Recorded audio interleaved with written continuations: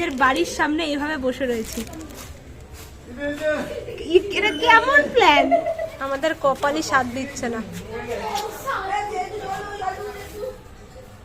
কি প্ল্যান করলি? এদিক দিয়ে আর একজন ঘামই মুছে যাচ্ছে। আমরা তো ময়দানে যাচ্ছি, কিন্তু মেট্রোই বন্ধ। কিন্তু মেট্রো বন্ধ। এখন আমরা এই আমাদের পাশের যে ময়দান আছে ওই ময়দানে গিয়ে খেলবো। সত্যি তাই না তাই? কি হচ্ছে এটা? ये कैसा होली है?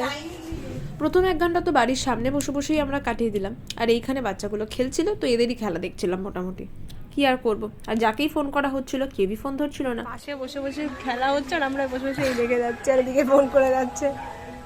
হোলির দিনের সব থেকে বড় জাতীয় মিথ্যা কথা হলো এটা, আমার কাছে রং নেই, আমি রং মাখাবো না, তুই আয়।